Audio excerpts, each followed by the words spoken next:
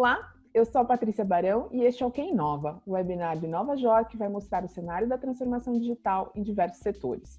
Hoje, o assunto é sobre como a experiência do usuário pode ajudar negócios na crise. E para conversar sobre esse assunto, eu convidei o Bruno Canato, que é diretor de experiência do usuário e estratégia da Try Consultoria, professor do MBA da FIAP e da pós-graduação da ESPM. Bruno, muito obrigada por ter aceitado o meu convite. Esse assunto é muito importante em um momento em que as empresas precisam resolver uma série de novos problemas de negócios. Eu que agradeço o convite, tá, Patrícia? Muito bom falar disso e eu vejo que, de fato, muitas empresas estão com interesse nesse assunto. Tá um ano bem quente com tudo que está acontecendo. Então é muito bom vir aqui falar. Certo. E, Bruno, qual a melhor definição para a experiência do usuário e como isso pode ajudar uma empresa a fazer melhores negócios?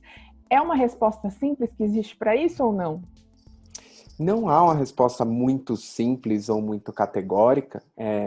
Dá para a gente sumarizar isso e falar que a gente, basicamente, um dos grandes desafios de negócio que a gente tem é que a gente acabou criando um distanciamento muito grande do consumidor, das necessidades deles. A gente está encarando o mundo através de uma lente de dados e consultorias e terceiros e muitas camadas, né? A experiência do usuário, ela visa trazer essa reconexão entre a empresa e o prestador de serviço e trazer soluções inovadoras ou mais completas que atendam de fato as pessoas. Então, é uma área investigativa, é uma área propositiva e é uma área que ela é muito atrelada a grandes ideias que estão tramitando, economia inovadora e economia criativa e por aí vai. E apesar disso, cada empresa tem sua própria, digamos, visão sobre isso. Então, torna o assunto ainda mais complicado e a resposta ainda menos simples. Bruno, e como os líderes de negócios podem acompanhar as mudanças de comportamento das pessoas e preparar suas equipes para desenvolver formas digitais de solucionar problemas utilizando essa questão da experiência do usuário? Bom, eu acho que tem um direcional de mercado muito forte nos últimos anos para conexão com isso. A gente tem visto palavras e termos como experiência do usuário, design thinking, design de serviços, pulando aí no mercado e nas manchetes. A grande coisa que um líder pode fazer é realmente saindo do escritório e indo para o mundo real. Eu acho que os grandes líderes, eles tinham um costume de ficar consumindo e entendendo o mundo através de relatórios e relatórios e relatórios. E a grande diretiva que a gente tem para isso é a observação próxima das pessoas. Eu sei que no atual momento isso está muito complicado, mas o que é muito interessante da gente pensar é que os líderes têm que motivar as pessoas a realmente terem essa conexão com o consumidor. Isso pode ser por meio de sessões de conversa, isso pode ser por meio de observação contextual, isso pode ser, até brincando um pouco, meio undercover boss, quando o chefe vai lá, se mete na linha de produção e tenta entender o que acontece de verdade. É muito importante que os líderes forcem suas equipes, conduzam suas equipes até o ponto em que elas vejam como as pessoas realmente fazem as coisas. Aí que está o território verdadeiro da inovação e de pensar em novos produtos e serviços digitais. Com frequência, a gente vê várias empresas grandes, super aportadas e relevantes, tentando ter iniciativas com tecnologia digital e falhando. Com frequência isso acontece porque as pessoas, elas estão muito atreladas à execução tecnológica. Então eu tenho um aplicativo porque eu posso ter um aplicativo, eu tenho um e-commerce porque eu posso ter um e-commerce, mas eu não estou encarando de fato o que as pessoas fazem e como elas fazem. É muito mais fácil você fazer um aplicativo que seja utilizado quando você vê por que as pessoas estão fazendo aquilo e como elas estão resolvendo isso na vida delas. Eu gosto de dar um exemplo disso e dessa conexão com um case de um banco, que é uma história que ressoa aí no mercado. Ele tinha um aplicativo que chamavam de monoaplicativo, ele tinha tudo que o banco tinha. Então ele tinha a sua conta corrente, os seus investimentos, ele liberava a bike para você andar, você fazia tudo com ele. E aí eles começaram a observar um pouco as métricas de download desse aplicativo. E o que acontecia era que todo começo de mês o aplicativo tinha um boom de download. E eles falavam, esse número nunca bate de verdade com o número de novas pessoas abrindo contas, né? O que está acontecendo aí para justificar esse pico? E aí o que eles observavam foi, e indo atrás das pessoas, entendendo um pouco do cenário, que as pessoas elas tinham muitos celulares low-end. E aí a competição, né, por relevância e tudo mais, era que a pessoa disputava um território aí de ter um aplicativo com fotos da família, fotos do cachorro, vídeos, enfim, qualquer coisa que ocupava o celular era limitado. E, e aí eles falaram, nossa, a nossa estratégia de um produto digital tem que mudar, então tem que compartimentalizar o aplicativo, criar um ecossistema e ser o mais leve possível. Porque o que as pessoas estavam fazendo de verdade com a tecnologia digital era outra coisa, elas tinham outras prioridades, que não era aquele aplicativo monolítico. Eu ainda acho, essa história tem alguns anos, mas eu ainda acho ela muito relevante sobre essa questão de você sair de dentro da toca, você não se deixar impressionar pelo recurso tecnológico, pelo digital por si só, e entender o que as pessoas estão fazendo e adequar a sua estratégia de acordo com isso. E como que a empresa faz para conhecer bem o perfil do seu cliente para resolver até problemas como esse que você acabou de nos contar? Então, essa pergunta é muito boa, tá? Se vocês entrarem dentro desse território de experiência do usuário, de design thinking, vocês vão ver muitas histórias sobre quão importante é você fazer entrevistas qualitativas com as pessoas, o quão importante é você acompanhá-las em seu dia a dia, e tudo isso é muito válido, tá? Isso faz parte do que a gente faz dentro de uma consultoria no dia a dia, isso é parte do que empresas que têm um departamento de experiência do usuário bem estruturado fazem de maneira recorrente. O problema é que isso é uma das facetas que a gente tem para entender o usuário. Eu acho que a gente entrou num estágio atualmente aí de maturidade de negócios e maturidade de captura de dados em que a gente sempre fica triangulando do dado quantitativo para o dado qualitativo. Então, existem algumas trincheiras. A primeira de tudo é você ver tudo que você já está capturando de dado, todo o ecossistema que você já tem construído hoje em dia. Então, se você tem um on-site, um aplicativo, um seu call center, que é super importante, o seu WhatsApp for Business, seu CRM, enfim, e ver tudo que ele te informa. E você usar aquilo não como a certeza de um relatório, mas como um início de uma preocupação de levantamento de hipóteses. E aí você pega essas hipóteses, você joga ela de volta para uma investigação um pouco mais qualitativa. Aí eu acho que tem um precipício, um risco muito grande nesse momento. Com frequência, a gente vai para uma exploração em pesquisa para conhecer a pessoa, que ela é uma pesquisa muito validativa. A gente herda isso no mundo dos negócios de um modelo de pesquisa mais atrelado ao marketing, aquele modelo de focus group, você mostra o mood board, valida para alguém, vê se essa ideia é criativa, se não. Eu acho que esse tipo de pesquisa ele ainda tem o seu lugar, mas para conhecer o usuário você tem que tomar cuidado com muitas coisas. E eu acho que a principal coisa que eles podem fazer nisso é, de novo, tentem entender a partir desse dado o que as pessoas estão fazendo de fato. Se você colocou um produto ou um serviço no mundo, você colocou um produto ou serviço no mundo para que ele amplie as possibilidades das pessoas, dos consumidores fazerem alguma coisa. Vou dar o exemplo. O aplicativo de banco ele te permite estender a sua capacidade de lidar com dinheiro, suas finanças e por aí vai, tá? Ele é muito importante nesse quesito, ele te expande as possibilidades de lidar com isso. Quando você vende uma blusa, né, aproveitando que estamos em pleno inverno já, você está dando mais capacidade para a pessoa dela suportar avaliações termais. O ponto que eu estou tentando traçar aqui com você é o entendimento que um produto ele entra para ajudar a pessoa a fazer uma coisa de fato. Se o banco gera mais trabalho, se a blusa gera mais trabalho, e se qualquer um deles entra no caminho do que a pessoa está tentando fazer, não funciona. É por isso que a gente vê tantas empresas com novos empreendimentos que eles falham, porque eles tentam plantar um novo hábito na cabeça da pessoa e não subir em cima, crescer em cima de coisas que existem, que são comportamentos humanos. É por isso que até coisas que nos parecem tão estranhas viram fenômenos da noite por dia. Então, em 2012, a gente teve o Song Pop, e a gente teve o Draw Something, que eram fenômenos de aplicativos móveis. A gente teve, durante um tempo, o Vine também, que foi super famoso. E hoje em dia a gente tem uma explosão do TikTok, né? que, embora ele não seja tão comercial assim, ele tem uma coisa muito bacana.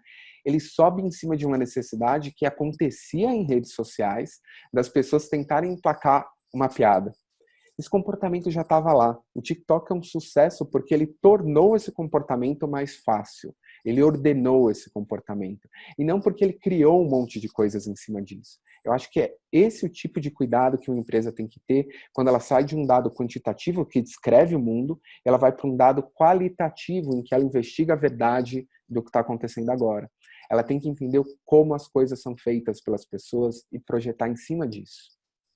Certo. Então, acho que isso tem muito a ver agora com a minha próxima pergunta que eu tenho para você, porque assim, o comportamento do consumidor nos últimos 3 meses, por conta da pandemia, ele mudou bastante, né? Eu vi recentemente um estudo da Sociedade Brasileira de Varejo de Consumo que mostra que os brasileiros aumentaram as compras online, passaram a usar meios digitais de pagamento, que é algo que as pessoas tinham bastante medo por questões de fraudes, entre outras, e devem continuar com esses hábitos de compra e consumo no pós-pandemia. Como criar um produto ou serviço pensando também na experiência de quem está começando agora a criar uma cultura de consumo digital? Porque agora você vai trabalhar com um consumidor que tem uma super cultura digital, já trabalha com apps e tudo mais, e tem quem está entrando que ainda tem um residual de medo, mas agora entrou nessa jornada porque precisa, né? Não tem acesso à compra se não for por meios digitais. Como resolver isso? Bom, acho que complementando aí o estudo que você viu, saiu uma notícia bem interessante hoje na Folha de São Paulo, ou no estado de São Paulo, falando que aí no último mês, 2 meses, a gente havia a abertura de uma loja virtual no Brasil a cada 1 minuto, aproximadamente. Isso é muito interessante para ver esse deslocamento das pessoas e também o deslocamento do olhar de negócios, encarando isso não com tanto medo, mas como uma possibilidade factível. Eu acho que o primeiro ponto que a gente tem que observar aí é que mais do que nunca a gente está quebrando essa fronteira entre o offline e o online, entre o físico e o digital. Eu sei que o pessoal que estava mais, digamos, agenciado dentro do mundo do marketing digital, da inovação, da tecnologia, está utilizando termos que falam dessa mistura há alguns anos, né? Então, o omnichannel, o multicanal, ou seja, você pode comprar num site, trocar na loja.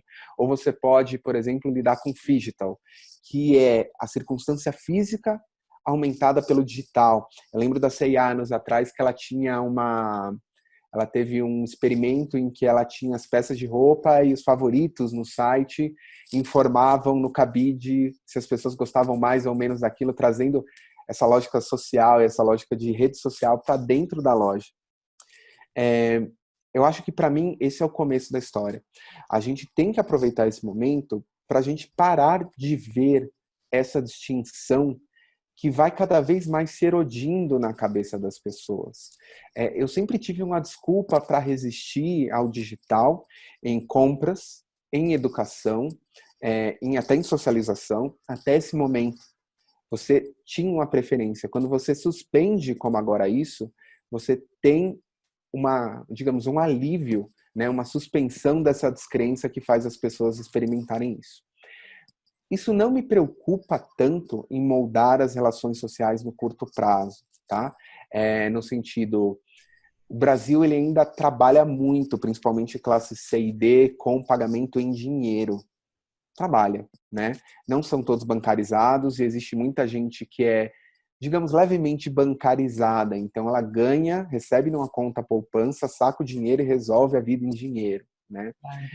Eu vejo aí algumas empresas que nem Recarga Pay, PicPay crescendo nesse momento, mas ainda é cedo para ferir o quanto isso será verdade.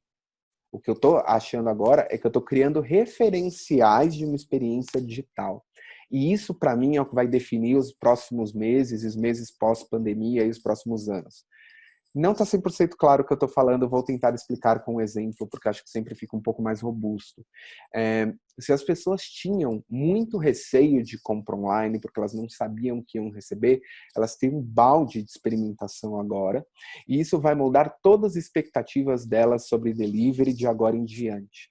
Aquelas histórias, contos de terror, né, que você comprava na internet, no e-commerce, você recebia 3 meses depois, não conseguia trocar, etc., que a gente tratava até como meme, como piada em rede social, elas se tornam uma preocupação, um imperativo, né? Isso te coloca uma barra mínima de trabalho para você ter de qualidade do produto.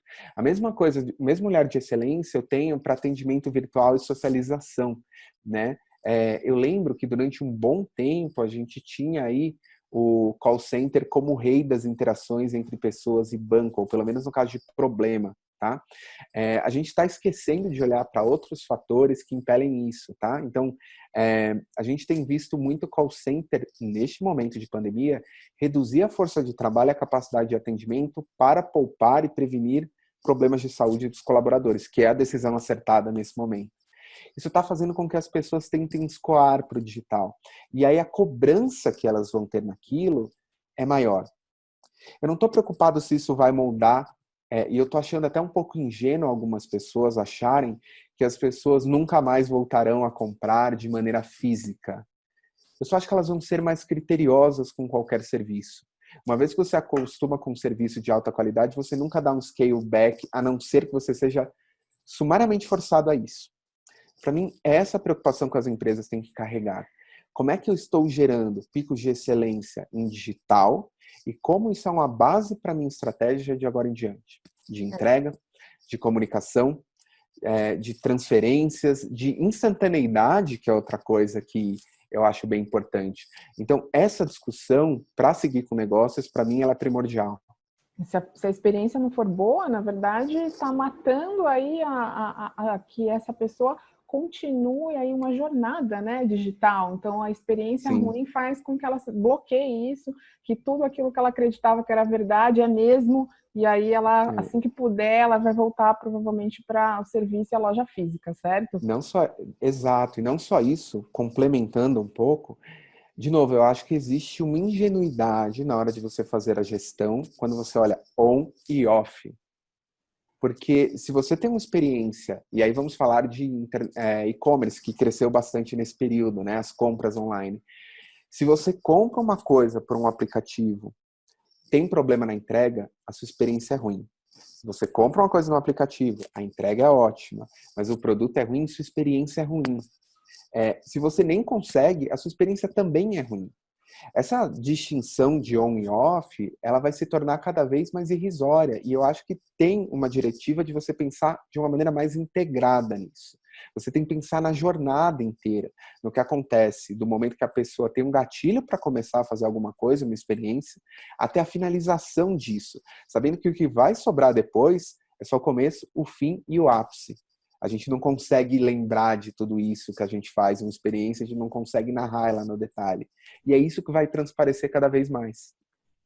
E na sua opinião, após essa pandemia, vai mudar a relação das pessoas com a experiência no ambiente físico por conta de tudo isso que a gente conversou? No curto prazo, com certeza, tá? Eu vejo aí, eu tenho acompanhado muitas notícias, né, de como o mundo está lidando com isso. Eu acho muito curioso ver como algumas culturas que elas já tinham sofrido com algumas epidemias muito sérias, né, gripe suína, gripe aviária, elas conseguiram escapar um pouco disso. Curiosamente, a China mesmo, que já teve muito problema anteriormente com isso, ela tem, a gente fala muito disso, em tudo que é congresso, conversa, a gente fala do poder de transformação digital da China, o poder do WeChat de integrador, que saíram do dinheiro e foram para o digital. Isso está correlacionado, ponto. É muito cedo para falar que todos esses picos e curvas, entretanto, que eles se manterão numa crescente mesmo passado isso. Eu acho que para todo mundo que está muito animado, acreditando que a curva é crescente sempre, eu acho que no primeiro momento, quando tudo estiver normalizado mais ou menos, a gente vai ter um rebote físico muito grande, né? E aí, de novo, eu acho que a cabeça das pessoas vai para um outro lugar. Se hoje a gente está comprando uma blusa, um livro no digital e falando, nossa, se eu tivesse ido na loja seria muito mais fácil, depois de passar meses experimentando isso, as pessoas vão para a loja porque elas têm essa memória e elas vão se deparar com alguns problemas de prestação de serviço, elas vão falar, cara, no digital eu não passei por isso nos últimos meses, eu não quero me sujeitar a isso. Eu acho que a grande coisa que está acontecendo aí com a gente é que a nossa noção de comparação, ela saiu de congêneres e ela está indo para expectativas. Então, tinha uma época que eu comparava se eu queria o tênis Nike ou o tênis ASIC. Tudo bem, né? É aí que a escola de marketing tradicional olha, né? Eu estou olhando os competidores direto, eu estou olhando o share of market.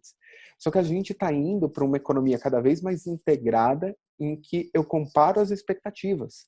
Então, eu deixo de comprar um tênis ASICS porque eu quero uma experiência Netflix. E isso é muito doido, cara, porque é na contramão de tudo que a gente aprendeu nas escolas de negócio tradicionais. Gerenciamento de expectativa é chave, tá? A gente vê empresas falando de experiência do usuário, falando de CX há muito tempo, e tudo que elas estão fazendo é continuamente calibrar a expectativa do consumidor lá na ponta.